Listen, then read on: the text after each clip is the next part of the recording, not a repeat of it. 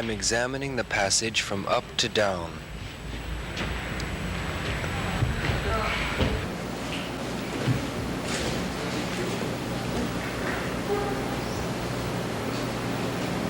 I look at the range of the passage, from the small dance of standing to the linked falls of walking, to large swoops and dives from high points on other bodies.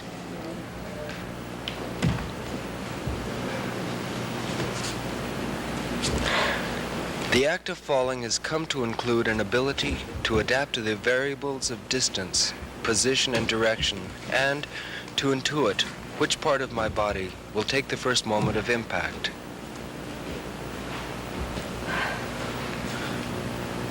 The first part that touches the ground, I can use as a lever. By extending to that part, I can unify limbs and torso to prepare a sequence, which will smoothly transmit my weight and accumulated momentum into the floor. Within the brief freedom of the fall, my body can convert a sudden accident into a controlled descent. The result of so many changes in spatial and kinesthetic orientation in a short time has caused me to understand space as spherical. The sphere is an accumulated image gathered from several senses, vision being one. As if quickly looking in all directions gives me an image of what it might be like to have a visual surface all over my body instead of skin. But skin is the best source for the image because it works in all directions at once. If we could turn the skin off, we would appreciate it much more. But the skin works most of the time on automatic pilot. The conscious mind is alerted if unusual stimulation appears on the surface of the body. But I don't notice the touch of my clothes or my weight in a chair most of the time. In contact improvisation, however, I find I am hanging by my skin and relying on its information to protect me, to warn me, to feed back to me the data to which I am responding.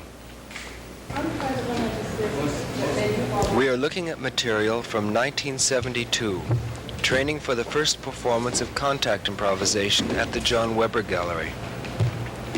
It was a hot, muggy New York City day, but everybody seemed game.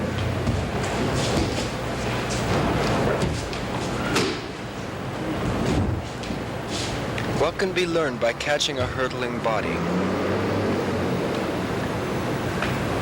The importance of timing, that there is such a thing as correct preparation, that understanding the technique with the mind is different than understanding it with the body, that momentum can be extended and used once the initial impact is absorbed or deflected, that the seemingly impossible juxtaposition of a small woman catching a large man has possibilities, most of them leading to the floor. Yeah, that's like he came on this side and I went on this passion and I was trying to. But that is reasonable. Trying to stop or hold too much weight is dangerous. The idea is to discover what is simplest to do.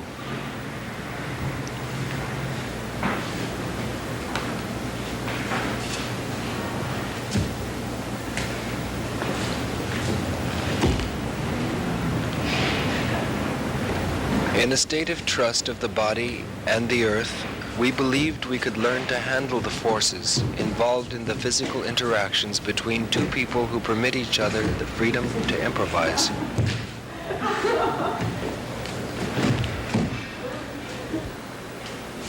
The first instant of any fall is crucial. At that point, a role may be prepared, but if the preparation isn't made at the first moment, falling takes place without guidance from the faller. What can a body do to be safe? Commitment to something which isn't happening is a barrier between me and my body's circumstance.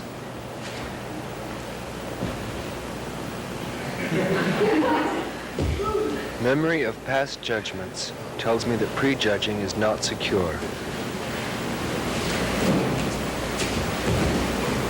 And memory can't function consciously because, at these speeds, I can't think my way to safety.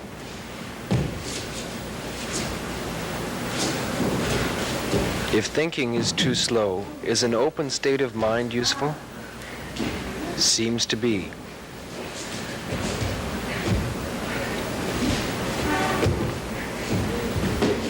I remember deciding to learn falling skills. These have become muscle memories. I figured my chances of survival were greater with these skills than without an assessment of things to come. In this way, prejudgment and memory do play a part in what is happening now. Adults and children fall at the same velocity, although adults are more liable to injure themselves because their mass is greater in proportion to structural strength. It's possible to develop responses to deal with this safely. Slides, rolls, or full surface landings, which spread the impact of landing over as much of the muscle area as possible, are useful in contact improvisation as they are in the martial arts of Japan. I am concerned with the possibilities of guiding the momentum of the fall away from collision with the floor or partner. A body could endure for decades. I don't want to injure joints. On the other hand, shouldn't focus on doom. Can't exclude fear. Efficient falls tend to turn into slides or rolls, transforming vertical momentum into horizontal travel.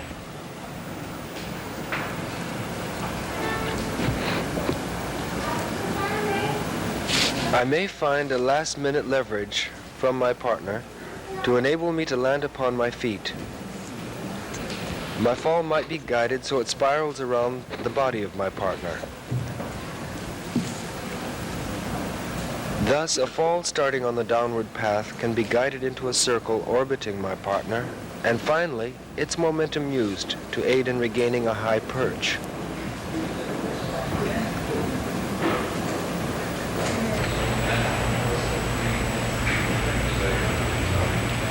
Contractive energy, or tensions, overpower the sensing of subtle movement, and so gravity is masked. Relaxed is almost right, but flaccid is wrong. In exploring the small dance of skeletal alignment while standing, I am sensing subtle falls of parts of the skeleton. One thing is clear. I have little memory, muscular or mental, of what I've danced.